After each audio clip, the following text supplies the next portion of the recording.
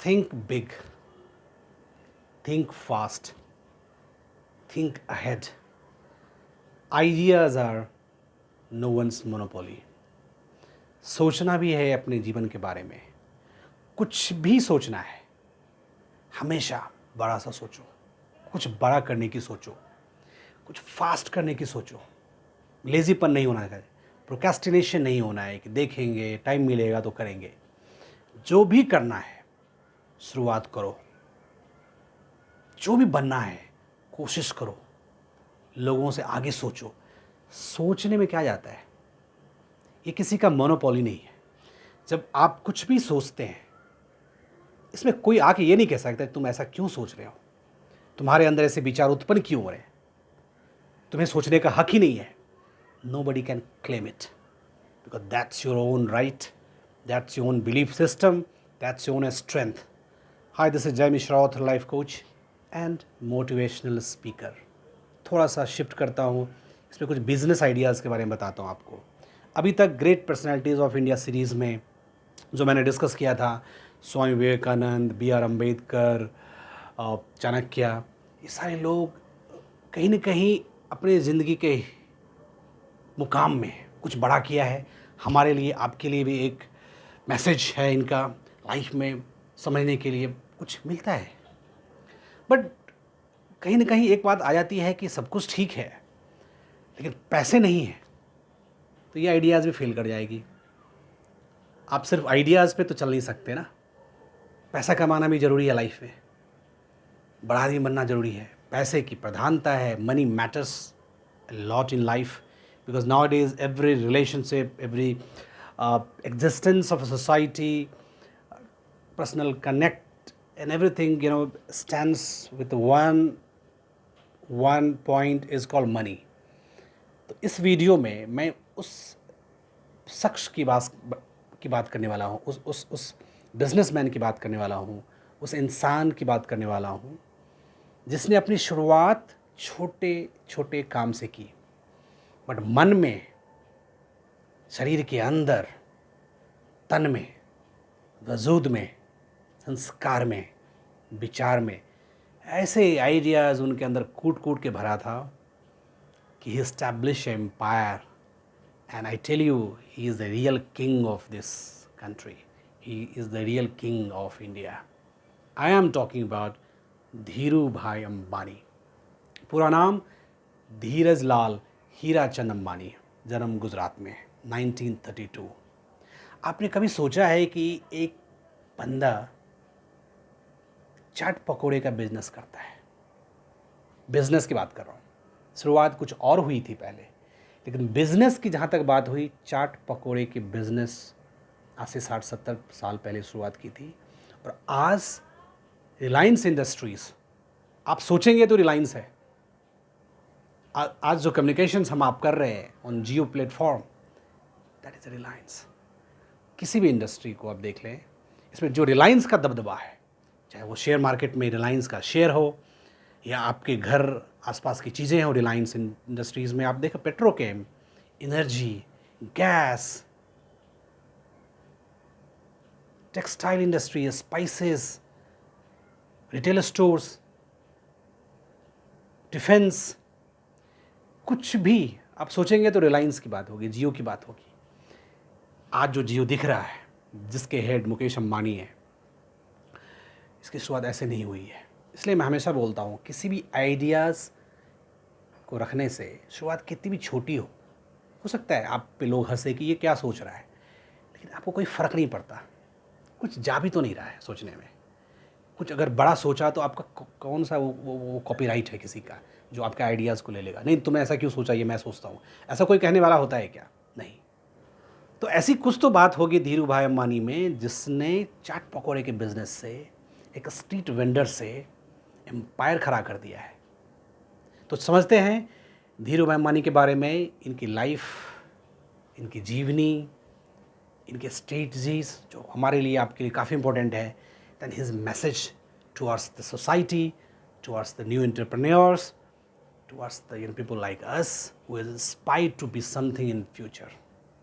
सबसे पहले इनके लाइफ के बारे में बताते हैं कि भाई एक गरीब मध्यम परिवार में जन्म हुआ गुजरात में, and he was the third son of his 5 siblings. क्योंकि पिताजी के स्कूल टीचर थे, स्कूल मास्टर थे, 5 बच्चे थे, थर्ड में धीरू भाई अंबानी का नाम आता है। बचपन गरीबी में ही बीता, लेकिन बिजनेस क्लास फैमिली से थे, मतलब गुजराती कम्युनिटीज़ है, बढ़िया लोग हैं, तो कुछ तो अलग ही सोचेगा। तो उस टाइम जब हमारे आपके फोर फादर्स सोचते नहीं होंगे कि कहीं इंडिया से बाहर जाके कुछ काम करना है, उस टाइम तो हालात ऐसे थे कि भाई काम करना ही नहीं है। कुछ सोसाइटीज़ में जैसे ब्राह्मण्स होते हैं और इवन कि डिफरेंट सोसाइटीज़ में ऐसा रहता है कि नहीं काम तो करना ही नहीं है, काम क्यों करें हम किसी का। But he was a business class family, he was from the business class. Mindset अलग होगा ना, वही माइंडसेट कैसे काम करता है आप देखिए।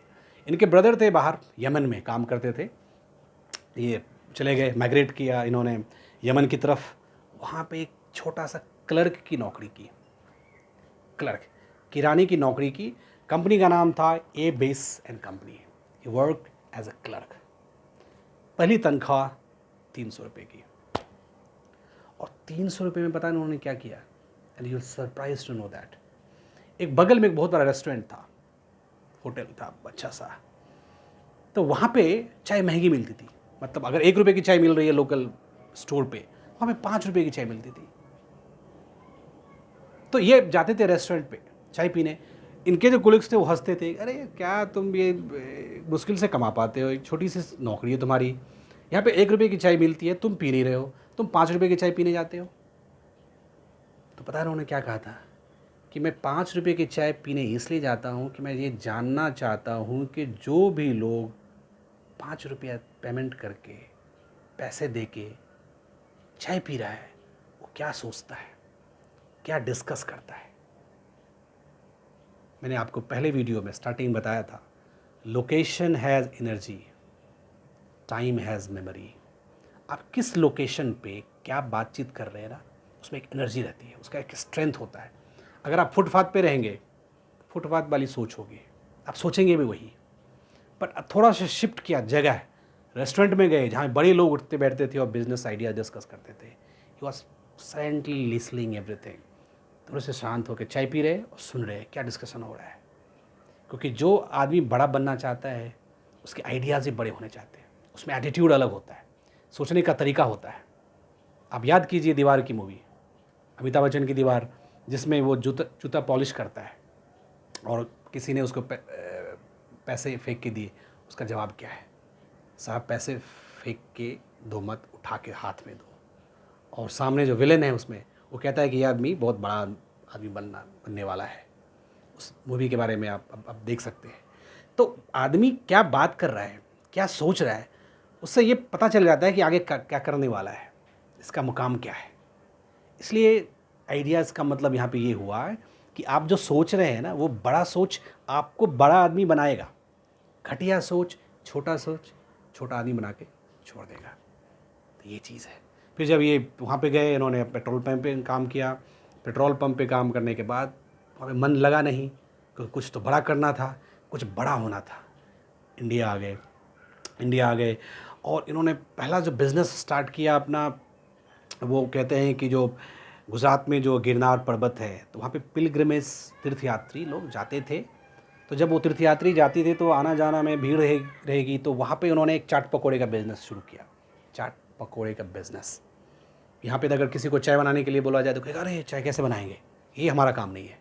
क्योंकि वो पहले ही ख्वाब देखता है बहुत बड़ा आदमी बनने का। शुरुआत दोस्त बड़ा नहीं कर सकते आप। एक मिडिल क्लास फैमिली में, एक लोअर मिडिल क्लास में शुरुआत मैटर करता है, और शुरुआत छोटी ही हो सकती है। छोटी शुरुआत करने के बाद ही आप बड़ा आदमी बन सकते हैं। शुरुआत चाहे आपकी छोटी हो, लेकिन आपके अंदर आइडियाज़ बड़े होने चाहिए। हम आइडिया की बात कर रहे हैं, प्लान ऑफ एक्शंस बड़ा होना चाहिए। तो फिर वहाँ पे उन्होंने चाट पकौड़े कुछ साल तक बेचा उन्होंने। फिर उस टाइम तो शायद बॉम्बे और गुजरात एक रहा करता था, स्टेट एक ही था। तो फिर ये शिफ्ट कर गए मुंबई की तरफ, और वहाँ पे मस्जिद बंदर में कहते हैं कि 350 स्क्वायर फुट का एक छोटा सा कमरा लिया। कमरे में एक टेबल, 3 कुर्सी, एक टेलीफोन। एक टेबल, 3 कुर्सी, एक टेलीफोन। 350 स्क्वायर फुट के कमरे में बिजनेस स्टार्ट किया। किसका? टेक्सटाइल बिजनेस, पॉलिस्टर का बिजनेस। ये पॉलिस्टर को इंपोर्ट करते थे, स्पाइसेस मसाले को बेचते थे। अब ये आइडिया कितना स्ट्रॉन्ग है। हमारे यहाँ उस टाइम खादी कपड़ों का प्रचलन था। हमारे यहाँ कॉटन्स उतने प्रचलित नहीं थे, खादी कपड़ों का प्रचलन था। और इन्होंने कहा कि यार खादी तो चल रहा है, ये हमारे अपनी पूंजी है, ये तो हमारा अपना मैन्युफैक्चर प्रोडक्ट है, इसमें मार्जिन कम है। तो इन्होंने अपना आइडिया चेंज किया। तो उन्होंने कहा यहाँ पे क्या है जो बिकेगा। तो उन्होंने पॉलिस्टर को इंपोर्ट करना शुरू किया। पॉलिस्टर को इंपोर्ट करेंगे, कच्चे माल को, उसको बेचेंगे, क्योंकि यहाँ पे पॉलिस्टर था नहीं, तो पॉलिस्टर का इंपोर्ट करते थे। और क्या था? मसाला। हम इंडिया अभी भी मसाले के बिजनेस में सबसे बड़ा था, अभी भी है। सबसे ज़्यादा प्रोडक्शन है हमारे यहाँ तो मसालों का। तो क्या बेचना है, क्या क्या अवेलेबल क्या है ईजिली? मसाला। तो स्टार्टेड सेलिंग द स्पाइसेस। ये आइडिया होती है। एक बिजनेसमैन को पता होना चाहिए कि लोगों की ज़रूरत क्या है, बाज़ार चाहता क्या है। जो बाज़ार चाहता है और वो चीज़ आप उपलब्ध करा दें तो आपका ही माल बिकेगा। स्ट्रेटजी बड़ी सिंपल है। इन्होंने देखा कि भाई यहाँ पे तो मसालों का भंडार है, क्यों ना उसको बेचा जाए। और पॉलिस्टर कपड़े है ही नहीं, इसमें कुछ मिक्स करके हम टेक्सटाइल इंडस्ट्री में आगे बढ़ सकते हैं। तो उन्होंने पॉलिस्टर का बिजनेस स्टार्ट किया। और पॉलिस्टर आज तो बिमल कंपनी के नाम से जो जानते हैं वो रिलायंस का ही है सब कुछ। तो ये एक इस्टेब्लिश किया उन्होंने बिजनेस, रिलायंस कॉमर्शियल कॉरपोरेशन, अभी जो रिलायंस इंडस्ट्रीज़ के नाम से जाना जाता है। स्टार्टिंग में इसका नाम रिलायंस कॉमर्शियल कॉरपोरेशन रहा। तो ये इनकी शुरुआत है। एक गरीब परिवार में जन्म, चाट पकौड़े का बिजनेस, 300 रुपये की सैलरी, 350 स्क्वायर फुट में पहला बिजनेस, एक चेयर, एक टेबल, 3 चेयर, एक टेलीफोन। और इतना ही नहीं, बिजनेस पार्टनरशिप में चालू किया था। इनके कजन्स थे, उनके साथ बिजनेस चालू किया था। धीरे धीरे धीरे वो सब भी अलग हो गए, डिस्प्यूट हो गया, विवाद हो गया आपस में, बिजनेस खुद संभालना पड़ा। अब बड़ी समस्या थी धीरू भाई के सामने कि भाई बिजनेस शुरुआत तो कर दी है, क्लाइंट्स भी धीरे धीरे बन रहे हैं, तो अब पैसे कहाँ से आएंगे? पैसे तो चाहिए। कहते हैं कि इन्होंने उस टाइम के तमाम बैंकों का अप्रोच किया। तमाम बैंक जो भी था, सारे तो नेशनलाइज बैंक हुआ करते थे। तो जब बैंकों को अप्रोच किया तो बैंक ने मना कर दिया फंडिंग करने से, क्योंकि बैंक भी आजकल पैसा अमीर आदमी को ही देता है, गरीब आदमी को बैंक पैसा नहीं देता है। आज भी ये, पहले भी यही होता था। इनको मना कर दिया गया, लोगों ने ठुकरा दिया, अरे इसको पैसे वैसे क्या देना है। इनको एक आइडिया सूझी। इन्होंने कहा कि भाई पैसा बैंक नहीं दे रहा, कोई बात नहीं। उन्होंने लोगों को कन्विंस करना शुरू कर दिया कि आप क्यों ना अपने पैसे मेरे कंपनी में लगाएं और जो कंपनी का मुनाफा है उसमें आपका शेयर देंगे। कितना अच्छा बिजनेस है भाई, लोग पैसे हमें दें, जो कंपनी के शेयर्स होंगे उसमें आपका हिस्सा रहेगा। तो you become a part of share holder, you by the debentures, you become the owner of the company. Because commerce में कॉन्सेप्ट यही है कि share holder is the owner of the company. तो फिर उन्होंने जो है एक जो रिलायंस को पब्लिक इशू किया, शेयर्स इशू किया, लिस्टिंग किया स्टॉक एक्सचेंज में। और उस टाइम स्टॉक एक्सचेंज का बिजनेस अलग होता था। एक कहते हैं कि जब शेयर होल्डर्स की मीटिंग हुआ करती थी तो पूरे एक मैदान में जाके सारे शेयर होल्डर्स आते थे और डिस्कशंस होता था। इसके बारे में मूवी बनी है गुरु, अभिषेक बच्चन की, आप वो देख सकते हैं कि that story is slightly close to life of Dhirubhai Ambani, तो बिजनेस के बारे में है। तो उनको लगा कि यार पैसे कहाँ से आएंगे, तो पैसा इकट्ठा कैसे करें, लोगों में विश्वास पैदा करो, लोगों को बताओ कि भाई हम आपको कमा के दे रहे हैं, जो भी प्रॉफिट आएगा उसका हिस्सा आपको देने वाले हैं। तब जाके शेयर होल्डर पैटर्न डेवलप हुआ और now companies are listing into the stock exchange. और आजकल डिफरेंट इंडस्ट्री है, stock market, trading and all. तो ये धीरू भाई की उपज थी कि कंपनी को लिस्ट किया जा सकता है और लोगों से पैसे लिए जा सकते हैं। अगर पैसे नहीं हैं, डोंट वरी, लोगों में ट्रस्ट पैदा करो, विश्वास पैदा करो, पैसा अपने आप आ जाएगा। ये एक पूंजी होती है बिजनेसमैन की। मार्केट में आपका ट्रस्ट कितना बड़ा है, यही आपको बड़ा बनाता है। इतना ही नहीं, कहते हैं कि ये इतना मास्टरमाइंड थे बिजनेस में कि 1970s के आसपास बिजनेस खड़ा हुआ इनका बढ़िया से। प्रॉफिट बनाना चालू हुआ। 1990 तक इन्होंने कोई टैक्स पे नहीं किया, no tax. Reliance industry was zero tax company till 90s। अब ये कैसे किया? ये तो करिश्मा ही हो सकता है। इनका प्लान इतना था, इनके अप्रोचेज ऐसे थे बिजनेस को मैनेज करने का, वो टैक्स देने की ज़रूरत ही नहीं है। अब आप कहेंगे सरकार तो घाटे में जाएगी। सरकार घाटे में कैसे जाएगी भाई साहब? प्रोडक्ट्स हैं, लोग परचेज कर रहे हैं, तो ऑल्टरनेटिव टैक्स तो पे ही कर रहे हैं ना लोग। आप डायरेक्ट टैक्स नहीं पे कर रहे हैं, इनकम टैक्स नहीं पे कर रहे हैं, बट जो भी माल खरीद रहे हो, आप खा पी रहे हो, उसमें टैक्स तो पे कर रहे हो, इनडायरेक्ट टैक्स तो पे कर रहे हो ना। तो टैक्स तो पेमेंट करता ही है। लेकिन इन्होंने ऐसा किया कि भाई शेयर होल्डर्स जो भी इन्वेस्टर्स था, वो पैसा वो मालदार हो गया। तो सरकार को पैसे ना दिया हो, लेकिन पैसे कहीं ना कहीं डिस्ट्रीब्यूशंस तो किया इन्होंने, उसमें कोई चोरी नहीं की। बट मास्टर प्लान ऐसा था कि कंपनी को ऐसे प्रेडिक्ट किया जाता था कि भाई कंपनी को प्रॉफिट हुआ, लोगों में बांट दिया, सरकार को टैक्स नहीं देना। बाद में एमएटी इंट्रोड्यूस हुआ, मिनिमम ऑल्टरनेटिव टैक्स, और फिर उनको टैक्स देने की जरूरत पड़ी। अब तो कहानी अलग है, ये 1990s की बात है। एक बहुत इंटरेस्टिंग कहानी है, मैं सुन रहा था। वेदांता के फाउंडर हैं अनिल अग्रवाल, एक इंटरव्यू में बता रहे थे कि उन्हें पैसे की ज़रूरत थी। वेदांता के फाउंडर, एक हमारे ख्याल से वो कुछ टाइम के लिए रिचेस्ट इंडियन भी थे इन फॉरेन, कुछ टाइम समय के लिए, जब शेयर फ्लोट हो जाता है और उसकी प्राइस बढ़ जाती है, तो he was one of the richest Indian. तो कहते हैं कि उनको पैसे की ज़रूरत थी और किसी बैंक को अप्रोच किया उन्होंने, सिंडिकेट बैंक को। तो बैंक तो मना करता है पैसे देने में, भाई साहब नया नया बिजनेस स्टैब्लिश करोगे, पैसे बैंक तो देगा नहीं है। तो इन्होंने कोशिश किया कि भाई सबको बुलाया जाए।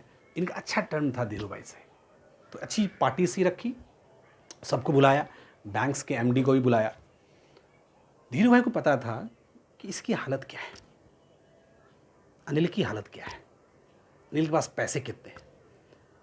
अनिल अग्रवाल खुद कहते हैं कि मेरे पास एक अन्नी भी नहीं रहता था बिजनेस करने के लिए, और पैसे की ज़रूरत, आइडियाज़ था, फंड की ज़रूरत थी, कहाँ से लाए पैसा।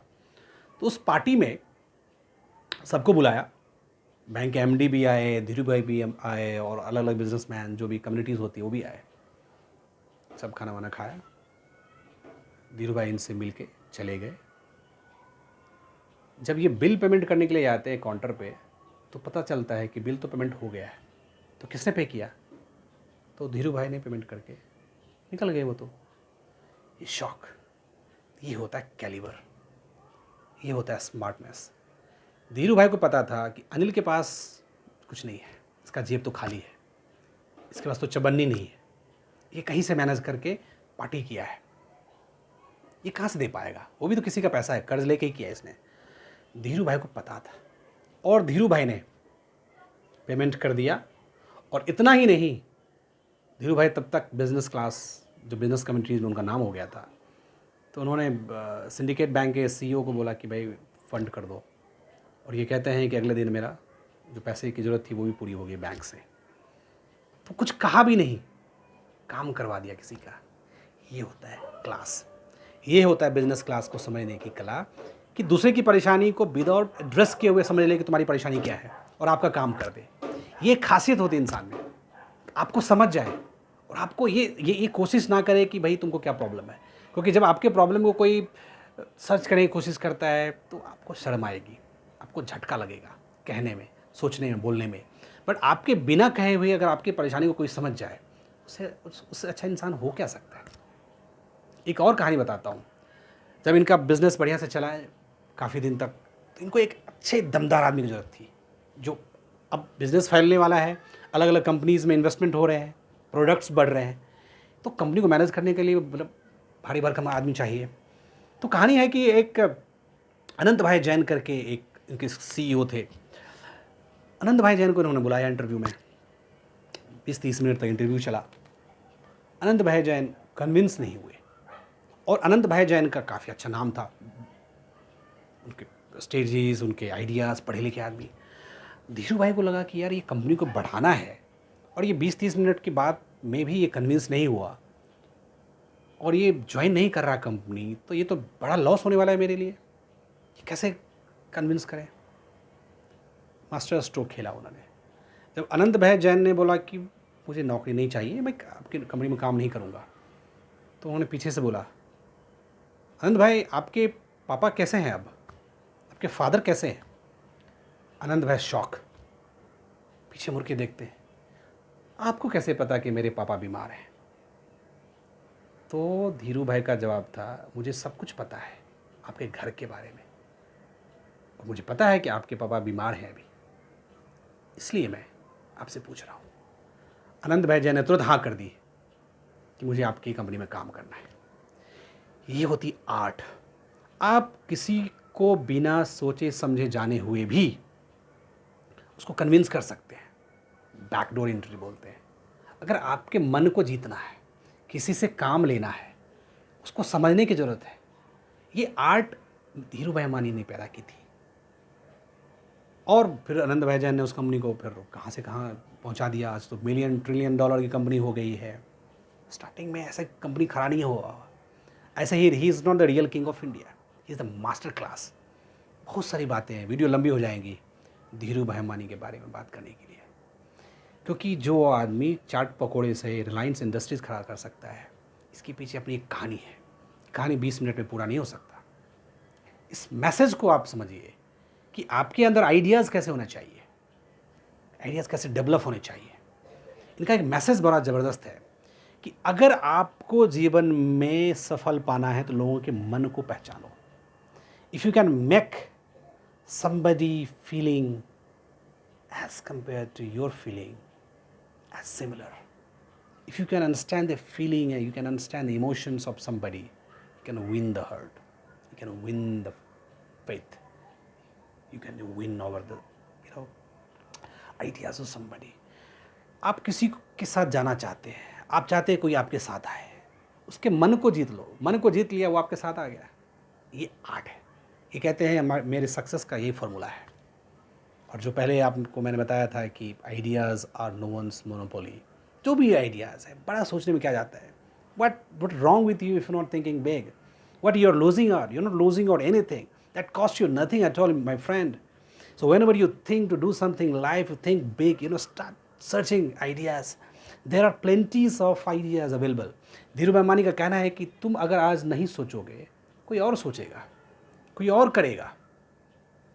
अगर आप कुछ करना चाहते हैं और आप वो नहीं कर रहे हैं, somebody else will hire that idea and do the job. अगर आप नहीं करेंगे तो कोई और करेगा। कोई चीज़ परा तो है नहीं आपके लिए कि भाई सब नहीं कर रहे हैं तो कोई नहीं करेगा, ऐसा नहीं है। कोई ना कोई करने वाला ही है। You have to start. आपको रिबिल्ड करना है अपने थॉट प्रोसेस को, अपने कैलिबर को, अपने स्ट्रेंथ को। कहते हैं कि काम वही करो जिसमें फेल होने के बाद भी कोई मलाल ना हो। कुछ करना भी है, फेल भी होना है, तो उस काम को करो ना जो आप करना चाहते हो। फेल भी हुआ तो कोई फ़र्क नहीं पड़ता, क्योंकि आपका इंटरेस्ट था। फेल हो गए, कोई फ़र्क नहीं पड़ता है। कहते हैं कि आप गरीब पैदा हुए हैं, लास्ट लाइन, आप गरीब पैदा हुए हैं, ये आपकी गलती नहीं है। बट अगर आप गरीब मर जाएंगे ना, ये आपकी गलती है। गरीब पैदा होना आपकी गलती नहीं है। हो सकता है आपकी किस्मत अच्छी ना हो, आपके माँ बाप के पास वो संपत्ति, वो वैभव ना हो, लेकिन अगर आप भी गरीब मर जाते हैं, इसका मतलब आपने कोई एफर्ट नहीं किया अपने जीवन में, आपने कुछ बड़ा सोचा नहीं, आपने कुछ बड़ा स्टेप नहीं लिया, इसलिए आप गरीब पैदा हो गए। So that was his message.